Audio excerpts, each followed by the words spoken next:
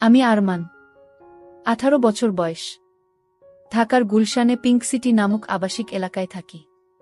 আমার জীবনে একজন মাত্র মানুষ, তিনি আমার মা। আমার বাবা নেই। আমি যখন 5 বছর তখন বাবা মারা গেছে। আমার কথা ভেবে মা কখনো বিয়ে করেনি। যাই হোক, আমার মার পরিচয় দিই। 37 বয়সী আমার মা একজন স্কুল শিক্ষিকা। তাও যেমন তেমন নয়, বাংলাদেশের 1 নম্বর English medium school and college স্কলাস্টিকার শিক্ষিকা আমার মা। আমার মা প্রচণ্ড স্মার্ট একজন নারী। সব কাজে সে পারদর্শী।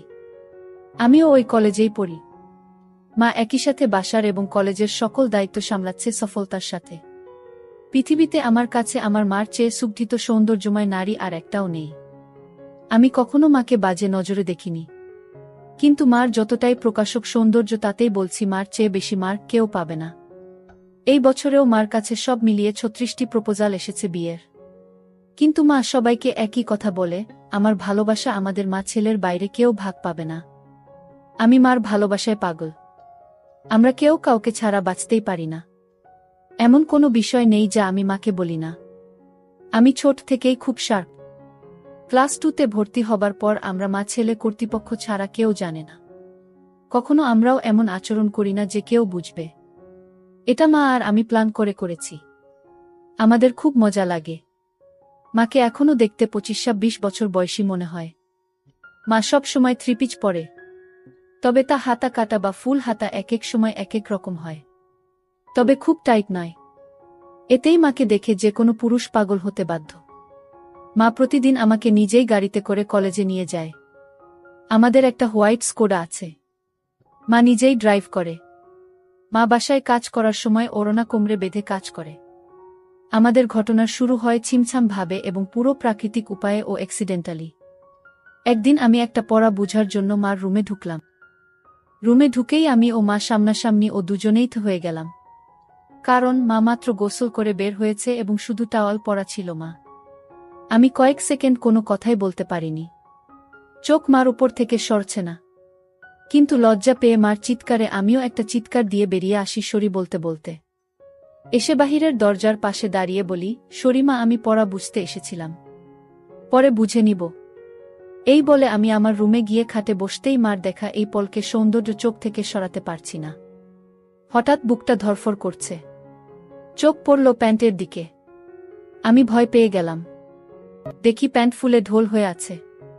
আমার মন ভাঙচুর হয়ে যাচ্ছে মাকে এমন রূপে দেখে। কখন যে ঘুমিয়ে গেলাম বলতেই পারি না। ঘুম ভাঙতে দেখি তখন সন্ধে হয়ে গেছে। উঠে ফ্রেশ হয়ে বের হলাম রুম থেকে। সামনে মা পড়ে গেল। ড্রয়িং রুমে বসে টিভি দেখছে আর সালাদ কাটছে। আমায় দেখে হাতে ইশারায় পাশে বসতে বলল। আমি বসলাম। মা একটা হাতাকাটা ব্রাউন সালোয়ার কামিজ পরা ছিল। সুন্দর লাগছে। কিন্তু মার চেহারা দেখে মনটা ভেঙে গেল। আমার সর্বতুল্য মাকে নিয়ে কি সব বাজে চিন্তা করেছি আমি, ছিছি। হঠাৎ মার ধাক্কায় সম্বিত হল। আম্মু, কি হলো বাবা? কি ভাবছিস? চুপ করে। আমি, না আম্মু কিছু না। তোর জন্য বিরিয়ানি রান্না করেছি। আয় খাবি, চল। মা একদম স্বাভাবিক হয়ে আছে। হয়তো নিজেও লজ্জা ঢাকছে। আমি, আজ আমায় খাইয়ে দিবে আম্মু? মা আমার দিকে এক পলক অপরূপ দৃষ্টি করে চেয়ে বলল, আয় কাছে আয়। আমি হাত বাড়ালাম। কিন্তু মা আমাকে অবাক করে দিয়ে হাত ধরে কাছে নিয়ে তার কোলে থাইয়ে বসিয়ে দিল।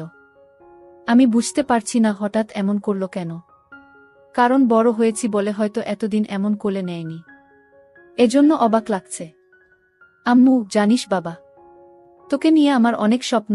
আমি জানি মা, আমি বড় মানুষ হয়ে দেখাবো। আম্মু, তুই বুঝছিস না।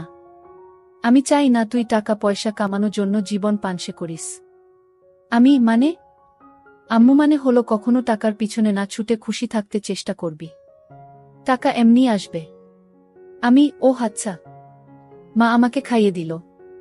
এমন মাসুম মার প্রতি রাতে কি নাকি ভেবেছি আমি, ছি। ভেবেই খারাপ লাগছে। আমরা যে যার রুমে গেলাম ঘুমাতে। সারারাত নিজেকে দুষেছি আমি। দুদিন মন খারাপ ছিল। এর মাঝে একদিন কলেজে যাওয়ার সময় মা বলল, কোনো কারণে কি মন খারাপ তোর? আমি, না মা। মা আর কিছু বলল না। পরদিন আমার ক্লাস ছিল না। মা গেল। হঠাৎ ফোন করল মা। আম্মু, গোসল করে তাড়াহুড়ায় আমার কাপড় মেলতে ভুলে গেছি। একটু নেড়ে দে প্লিজ। আচ্ছা মা। আমি মার রুমে গেলাম। গিয়ে বালতি নিয়ে ছাদে যাই। নাড়তে গিয়ে প্রথমে ছিল কামিজ, তারপর সালোয়ার, এরপরে বাকিগুলোও দেখি। দেখে আমার বুক ধরফর করতে লাগে। দেখলেই বোঝা যাচ্ছে এটা নামিদামি ব্র্যান্ডের। হাতে তুলতে হাত কাঁপছিল। আর কি সুন্দর ঘ্রাণ ওগুলো থেকে, কি বলবো। আমি হতবিহ্বল হয়ে গেলাম। কারণ পৃথিবীতে ৭০০ মিলিয়নে একজনের ভাগ্যক্রমে একই সাইজের হয়, আর তা আমার মার ভেবেই মাথা নষ্ট হয়ে গেল। পাগল হয়ে যাব মনে হয়, এমন দশা। আমি কোনোমতে ওগুলো একটা সাইডে নেড়ে দিলাম যেন বাহিরে কার চোখে না পড়ে। দৌড়ে রুমে এসে পড়ি। ইচ্ছা করছিল একটাবার হাত দিয়ে শান্তি করি, কিন্তু এর ভয়াবহতা বিশাল বলে নিজেকে সামাল দিই। এরপর ইন্টারনেটে দেখতে লাগলাম এসব চিন্তা নিয়ে। দেখি অসাধারণ বিষয়। স্বামী মারা গেলে ছেলেই মায়ের দায়িত্ব নিবে এবং সব খেয়াল রাখবে, তা শারীরিক মানসিক সব হতে পারে, এটা বেদে লেখা। নারী অন্য কোনো দেহের সাথে জড়াতে না চাইলে বাসনা পূরণ করা সন্তানের দায়িত্ব। আমি কি করব বুঝতে পারছি না। এসব ভাবতে ভাবতে ঘুমিয়ে গেলাম। উঠলাম মার ডাকে। দেখি মা সামনে দাঁড়ানো। বসল বিছানায় ও আমার মাথায় হাত বুলিয়ে বলল, ঘুম হলো সোনা? আয় খাবি আয়। আমি উঠে গেলাম ডাইনিং রুমে। মা চা বিস্কিট এনে বলল, চল ছাদে বসি। আমরা ছাদে বসলাম। গিয়েই মা কাপড় দেখে বলল, আমি আজ ভুলেই গেছিলাম। এই রে আমার ওই কাপড়গুলো কোথায়? আজ কি ধুইনি নাকি? না মা, ওই পিছনে আছে। এমনভাবে বলল যেন ছেলের সামনে এগুলো কোনো বিষয় না। মা সব কাপড় তুলে হাতে নিল। আম্মু, গরমের ছুটিতে দিয়ে দিল। বলো কোথায় যাবে ঘুরতে? আমরা তো বাসায় সময় কাটাই না। চলো এই ছুটি বাসায় নিজেদের সময় দিই। মা অপলক তাকিয়ে আছে আমার দিকে। কি মা? ভুল বলেছি। মা আমার গালে হাত বুলিয়ে বলল, কোনো ভুল বলিসনি সোনা। তুই অনেক বড় হয়ে গেছিস বাবা। Love you baby. বলেই মা আমায় জড়িয়ে ধরল। এটা অবশ্য সব সময় হয়, কিন্তু আজ ভিন্ন একটা ঘ্রাণ আসছে মার গায়ে। এটা মমতা আর কি একটা ভিন্নতা বুঝলাম না। তো পরদিন আমি টিভি দেখছি আর মা ঝাড়ু দিচ্ছে। আমি দেখলাম মা আজ ওড়না পরেইনি, আর ঝাড়ু দেওয়ার সময় সব ঝলক দিচ্ছে। আমি জানি না কেন চেয়ে চেয়ে মাকে দেখছিলাম। হঠাৎ একবার আমিও মার দিকে তাকালাম, মাও তাকালে, চোখাচোখি হলো। আমি খুব ভয় ও লজ্জা পেয়ে গেলাম। মা না জানি কি ভাবছে। আমি আর তাকালামই না। ভয়ে ভয়ে আছি কি যেন বলবে আমাকে। এমন সময় কাজ শেষ করে এসে মা পাশে সোফায় বসল, আমার গা ঘেঁষে আমার কাঁধে হাত রেখে। আমি ভয়ে কাঁপছিলাম। মা বলল, আরে কি দেখছো এসব? চলো রেসলিং দেখি। তুমি দেখো না? আমি অবাক হলাম। আমি রেসলিং দেখে না। আমি মাথা নেড়ে না বললাম। মা বলল, বিয়ে ম্যান, এ যুগে রেসলিং দেখো না তা হয়? দাও রিমোট দাও। মা রিমোট নিয়ে চ্যানেল পাল্টে রেসলিংয়ে দিল। আন্ডারটেকার আর ট্রিপলিচের খেলা চলছিল। মা এত মজা করে দেখছিল যে আমিও কেমন ঘুলে মিলে গেলাম। হঠাৎ করে আমায় বলল, তোমার কাকে পছন্দ? আমি তো দেখি না। কিন্তু আন্ডারটেকার। আম্মু, এই তো আমার ছেলে। সে খুব জোস। আমি তো হয়ে গেলাম। মার প্রতি একটা কৌতূহল হলো। মাঝে এনবি ও মার্গারেটের লাইভ হবে এটা বিজ্ঞাপন দিল। আমি মনে করেছি হয়তো মেয়েদের খেলা দেখবে না আমি সামনে থাকায়, কারণ মেয়ে খেলে ছোট কাপড় পরে। কিন্তু মা আমায় অবাক করে দিয়ে আরো গা ঘেঁষে বসে বলল, এবার মজা হবে। বলেই জুস আর পপকর্ন নিয়ে এলো। আমি উঠে যাচ্ছি লজ্জায়। মা আমায় থামিয়ে বলল, আরে বস, মজা হবে এদের খেলায়। মার্গারেট আর তুই এনিবি, ঠিক আছে? আচ্ছা। খেলা শুরু হলো। দুজন ছোট ছোট সেট পরে এসেছে। মা বেশ মজা করে দেখছে। আমি শুধু মাকে দেখে অবাক হচ্ছি। মাঝে এর দিলে মা তখন আমার দিকে ফিরে আচমকা বলল, তুমি আমাকে বন্ধু মনে করো? আমি হঠাৎ একথা শুনে অবাকই হলাম। আম্মু, অবাক হবার কিছু হয়নি। উত্তর দাও সোনা। আমার আর কে আছে তুমি ছাড়া? তুমিই তো আমার সবকিছু। আম্মু, তাহলে একসাথে মায়ের সাথে ফ্রি হতে সমস্যা হচ্ছে কেন গাধা? এটা জাস্ট খেলা। আসলে ওরা ছোট কাপড় পরা, তাই মা ছেলে একসাথে এসব দেখা, এজন্য লজ্জা লাগছে। মা হাসতে হাসতে শেষ।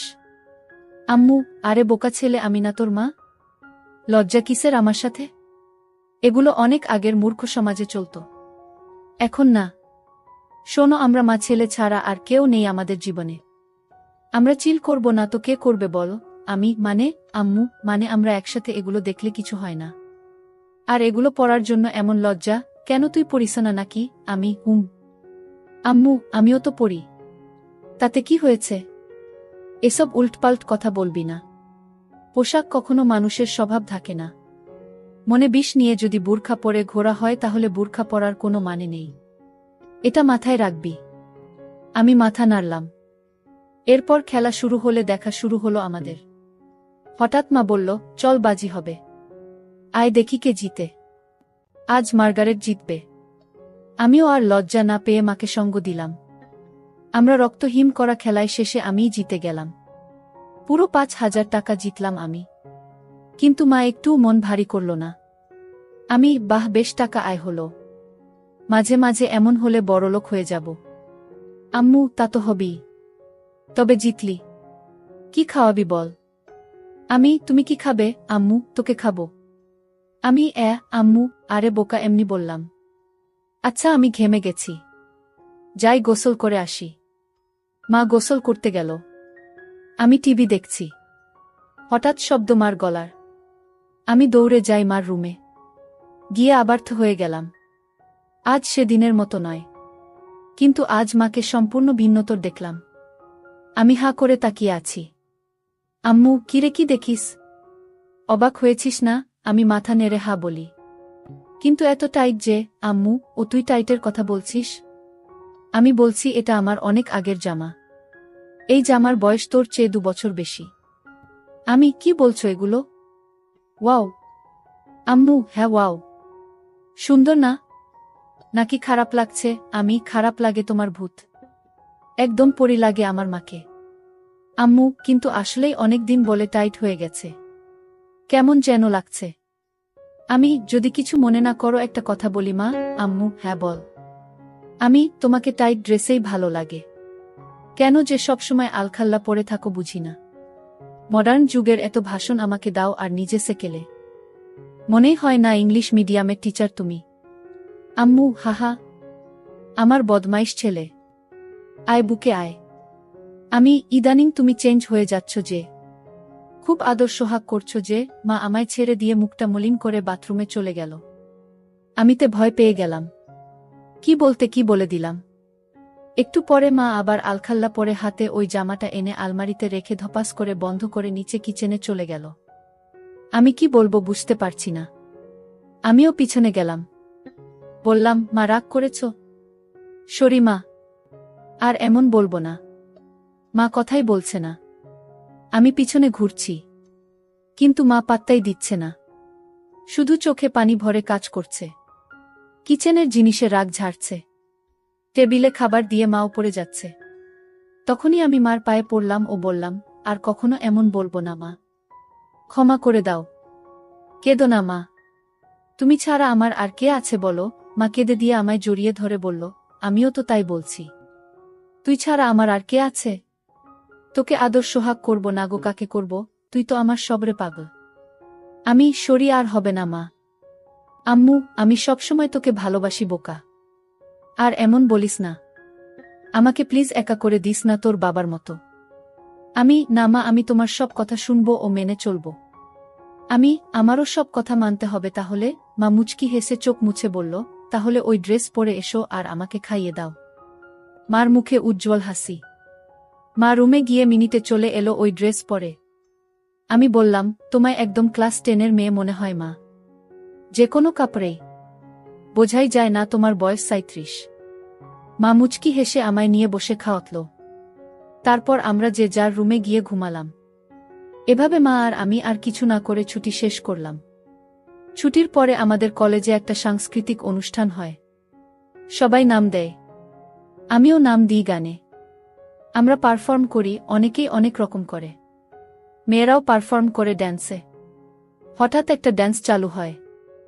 দেখলাম কয়েকজন মাঝবয়সী নারী ঘোমটাস দিয়ে স্টেজে উঠল। এরপর গান চালু হতেই ঘোমটা খুললে আমি আকাশ থেকে পড়লাম। মা লিডিং ড্যান্সার আর মারাত্মক লাগছে তাকে। মা একটা হলুদ শাড়ি পরেছে যা মারাঠি স্টাইলে বাঁধা ও নাভি বরাবর। এতেই সবার হৃদ স্পন্দন বাড়িয়ে দিল। সবাই হুররে করে অনুষ্ঠান শেষ করল। আমি আমার মা এত সুন্দর নাচে তা জানতাম না। ছেলেরা সবাই তো বলছেই, সাথে মেয়েরাও বলছে ম্যাম খুব হট। আমার খুব গর্ব হলো এটা শুনে। আমরা বাসায় গিয়ে আমি মার সাথে কথা বলছি না। মাতা দেখে বলল, কি হয়েছে আমার প্রাণ ভোমরা? আমি, ইস, আবার প্রাণ ভোমরা বলছে। কখনো তো বলনি নাচতে পারো। আমাকে তো কখনো নাচ করে দেখাওনি। মা আমার কাছে সোফায় বসে গা ঘেঁষে বলল, এই যে মশাই, আপনাকে সারপ্রাইজ দিতেই বলিনি আগে। এখন আপনিও তো অবাক হলেন, তাই না? আপনার জন্য এত কিছু করলাম, আর আপনি যদি মন খারাপ করে থাকেনও তাহলে হয়? সরি। আমি, আচ্ছা ঠিক আছে। তুমি এত সুন্দর নাচতে পারো আমি জানতামই না। আর কি ড্রেস পরেছ তুমি ওখানে, আমি অবাক। কখনো তো এমন খোলামেলা পোশাকে দেখিনি। আম্মু, খোলামেলা কই? এত মারাঠি স্টাইল। আর খোলামেলা কি বলছো? আমাকে কি খুব খারাপ লাগছিল? আমি, নাউজুবিল্লাহ। তোমাকে আর খারাপ লাগবে তা অসম্ভব।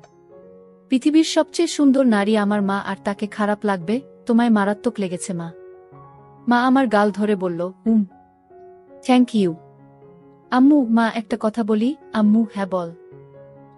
আমাকেও একদিন নেচে দেখাবে প্লিজ? আম্মু, তুই আমার নাচ দেখবি? ভালো লেগেছে। আমি ভাবতেও পারিনি এত সুন্দর নাচ তুমি। আজ সবাই তোমার প্রশংসা করছিল। প্লিজ মা, দেখাবে বলো না? আম্মু, অবশ্যই দেখাবো সোনা। আমার পৃথিবী তুই। আর তোকে খুশি করতে সব করতে পারবো। বল, কি ড্যান্স দেখবি? আমি, যেই কস্টিউম আছে তার বিচারেই যা ইচ্ছা তোমার। আম্মু, আচ্ছা তুই বস, আমি আসছি বলে মা পালালো রুমে। একটু পরে এসে আমায় পুরো চমকে দিল। মা একটা শাড়ি পরেছে যা ট্রান্সপারেন্ট মেরুন রঙের, ফলে সব উদীয়মান। দেখে আমি সোফা থেকে দাঁড়িয়ে যাই। মা আমায় এমন উঠতে দেখে বলল, এখন আমি তোর টিচার নই বোকা। দাঁড়াচ্ছিস কেন? আমি কেন বলে দিলাম, তোমায় আজকে সত্যি অসাধারণ হট লাগছে মা। বলার পর খেয়াল হলো আমি কি বললাম। জিভ কেটে বললাম, ওফ সরি মা, আমার ভুল হয়ে গেছে, আর বলবো না এমন পচা কথা। মা আর চোখে একটা চাহনি দিয়ে বলল, আমি কি হই তোর বলতো? আমি, আমার মা। আম্মু, তাহলে এমন কেন করছিস? মা নাকি তার সন্তানের কাছে সবচেয়ে সুন্দর হয়। তুইও তো বললি। তো প্রশংসা করতে এত দ্বিধা কিসের? আমি, ওইয়ে ভাষাটা বিব্রত তাই। আম্মু, চুপ করত। কোনো বিব্রত নয়। এদেশীয় ভীত সংস্কৃতি তোর ভিতরে কিভাবে এলো বুঝলাম না। হট কোনো বাজে শব্দ নয়। যাকে যা লাগে তাই বলা উচিত, বুঝেছিস? চাইলে আরো গভীর কিছু বলতে পারিস। আমি ভ্যাবলা হয়ে বললাম, হ্যাঁ, কিন্তু মাকে এসব চজাতীয় কথা বলা কি ঠিক? মা আমায় হাত ধরে সোফায় বসে বলল, আম্মু দেখছো না, আমি তোর মা। আমায় তুই যা খুশি বলতে পারিস। ভালো লাগলেও বলবি, খারাপ লাগলেও বলবি, তাতে কোনো সমস্যা নেই। এখন তুই যদি আসলে আমায় মা বলে আপন নাই বা ভাবিস, তাহলে আর আমার কি করার? স্বামীকে হারিয়ে একমাত্র সন্তানের সঙ্গ কপালে না জুটলে তো আর কিছু করার নেই। আমি বুঝলাম মা মনে মনে কষ্ট পাচ্ছে, আর প্রশংসা করায় মা আমায় বাধা দেয়নি। পশ্চিমা দেশের মতো মা আমায় স্বাধীনতা দিচ্ছে, ভালো তো এমনিতেই বাসে মা। তাই মার মন ভালো করতে বললাম, okay my dear loving mother, let's show me your best move. মা হেসে দিয়ে আমায় ধন্যবাদান্তে কপালে হামি দিয়ে বলল, লাভ ইউ মাই ডিয়ার। তোর জন্যই বেঁচে আছি আমি। আমায় তুই বুঝিস বলেই আমি পরিণত মা। বল, কোনো গানে নাচব? আমি, কাটা লাগা সং। মা চোখ বড় করে বলল, নটি বয়। আমি হেরে যাওয়ার মতো মাথা নিচু করলাম। মা আমার থুতনি ধরে তুলে চোখে লাস্যময় হাসি এনে বলল, আমার ছেলে বলবে আর আমি মা হয়ে তা করব না, এটা হতে পারে? বলেই মা কাটা লাগা সং বাজিয়ে পৃথিবীর সকল সৌন্দর্য নিজের উপর এনে নাচতে লাগল। সে কি মুভ ও স্টাইলে নাচল, কি বলবো। মনে হচ্ছিল যেন আমার গার্লফ্রেন্ড হলেও এমন ভঙ্গিতে নাচত না। পুরোপুরি বোল্ড লাগছে মাকে। আমি দাঁড়িয়ে হাততালি দিলাম ও মাকে গিয়ে সালাম করলাম। মা অবাক হয়ে গিয়ে বলল, কি ব্যাপার? সালাম কেন? আমি, কারণ তুমি আমায় এত ভালোবাস, আমায় এত বিশ্বাস করো তাই। এমন সাজে আমি কখনো ভাবিনি তোমায় দেখব। তাও আবার আমার অন্যায় আবদার রেখে এই বোল্ড সং ড্যান্স করলে। তোমার কি খারাপ লেগেছে মা? মা বলল, এজন্যই তোকে এত বেশি ভালোবাসি রে পাগল। তুই খুব মাসুম আর হনেস্ট আর খুবই কিউট। শোন তাহলে, তুই আমার একমাত্র সন্তান আর একমাত্র সঙ্গী, যাকে নিয়েই আমার জীবন মরণ সব। তোর কাছে খারাপ লাগার কিছু নেই। আমি তোকে ভালোবাসি রে পাগল। আর এমন কেমন বলিস? এটা একদম স্বাভাবিক। আমি চুপ করে রইলাম। মা কয়েক সেকেন্ড আমার দিক তাকিয়ে থেকে বলল, আচ্ছা এখন গোসল করে আসি। মা চলে গেল। আমি আর পিছন দেখার কেমন মনোবল পাচ্ছি না। তবে 10 মিনিট পর হঠাৎ মার ডাক এলো। আমি মার রুমে যেতেই আবারও সেই মুহূর্ত সামনা করলাম। মাকে এরূপে দেখে বুক ধকধক করছে। আমি কিছু বলতে পারছি না। কিন্তু মা আমায় দেখে মোটেও বিচলিত নয়। একটু কড়া কণ্ঠে বলল, বস বিছানায়। আমি কি করব বুঝতে পারছি না। মা এবার আরও একটু কড়া হয়ে বলল, বসতে বললাম না। আমি চট করে বসলাম। মা আরেকটা তোয়ালে দিয়ে চুল মুছে তাতে বেঁধে এসে আমার পাশে বসল। আমি নিচের দিকে মুখ করে আছি। আম্মু, আমার দিক তাকা। আমি তাকালে মা বলল, আমি তোর কি? আমি মা। আম্মু, আমি খেয়াল করছি সেই দিন এমন তোয়ালে পরা দেখার পর থেকে তুই পাল্টে গেছিস। কেন এমন কেন করছিস? আমি সরি মা। আমি আসলে সেদিন একটা পড়া বুঝতে এসেছিলাম। জানতাম না তুমি গোসল করে তোয়ালে পরে বের হয়েছিলে। তাই ঢুকে পড়ি। আর হবে না মা। ভুল হয়ে গেছে। আম্মু, আর একটা কথা বললে একটা চড় মারব। তোকে সারা জীবন এই শিক্ষা দিয়েছি আমি। আমি না তোর মা? তুই ছোট থেকে আমায় এমন দেখেছিস, এখন একটু বড় হয়েছিস বলে আর দেখিসনি। তাতে এমন করার কি হলো? কিন্তু এখন তো আমি বড় হয়ে গেছি মা। আম্মু আবার কথা বলে, সন্তান আজীবন মার কাছে ছোটই থাকে। আর তোয়ালে পরে দেখায় কি দুনিয়া উল্টে গেছে? আমায় কি তোয়ালেতে দেখতে এতটাই বিশ্রী? আমি মার মুখে হাত দিয়ে বললাম, না মা। দুনিয়াবি সবচেয়ে সুন্দর তুমি। যা সব কিছুতেই। আম্মু, তাহলে এত কাহিনী কেন? আমি ভেবেছি তুমি আমায় কি নাকি ভাববে, তাই ভয়ে ছিলাম। আম্মু শোনো, আমাদের আমরা ছাড়া আর কে আছে যে নিজেদের স্পেসটুকুও নষ্ট করব? তোয়ালে পরে দেখলে কিছুই হয় না পাগল। আয় বুকে আয়। এরপর মা বলল, তোর খিদে লাগেনি? যা ড্রয়িং রুমে বস। আমি আসছি। আমি অপেক্ষা করছি। মা এলো কিচেনে। রান্না করছে আর গুনগুন করে গান গাইছে। আমি পিছন থেকে জড়িয়ে ধরলাম মাকে। পিছন তাকিয়ে দেখে আমি হাত সরিয়ে নিই। মা মুচকি হেসে আমার হাত ধরে গান গাইতে থাকল। আমি আগে কখনো এত খুশি হয়নি। আম্মু, আমার জীবনে এমন একটা ছেলে থাকলে খুশি হব না? বল কি খাবি? আমি স্যুপ। আম্মু আচ্ছা যা টিভি দেখ। আমি আসছি স্যুপ নিয়ে। আমি বসে টিভি দেখছি। মা স্যুপ এনে আমায় খাইয়ে দিল ও নিজেও খেল। আম্মু আচ্ছা আমার কিছু শপিং করতাম। তুই থাক একটু বাসায়। আমি চলে আসব তাড়াতাড়ি। মা শপিং করতে চলে গেল। এলো অনেকগুলো ব্যাগ নিয়ে। সব নিয়ে সোজা রুমে রেখে এলো। আমি কি কিনলে? আম্মু এমনিই কিছু জিনিস। মা এড়িয়ে গেল। বুঝলাম হয়তো নিজের কাপড় কিনেছে। তা তো আর ছেলেকে দেখানো যায় না। যাই হোক, পরদিন কলেজে যাওয়ার জন্য গাড়িতে বসে আছি মার জন্য। মা গেট লাগিয়ে যখন গাড়িতে এলো তখন আমি আকাশ থেকে পড়লাম। মা একটা হলুদ ট্রান্সপারেন্ট শাড়ি পরেছে ম্যাচিং ব্লাউজের সাথে। আমি আকাশ থেকে পড়লাম মাকে এমন রূপে দেখে। মা আমার চেয়ে থাকা দেখে বলল, কি হলো এমন তাকিয়ে কেন আছিস? তুমি অনেক পাল্টে গেছো মা। মা মুচকি হেসে বলল, এটা কি তোর খারাপ লাগছে? আরে না না। আমার কাছে উল্টো ভালো লাগছে। মা চোখ কুঁচকে বলল, ভালোটা আবার কেন? আমিও চাই তুমি নিজের জীবন সাজাও। ভালো ও খুশি থাকো। পোশাকটা না হয় তারই শুরু। মার মুখে উজ্জ্বল গর্বের হাসি।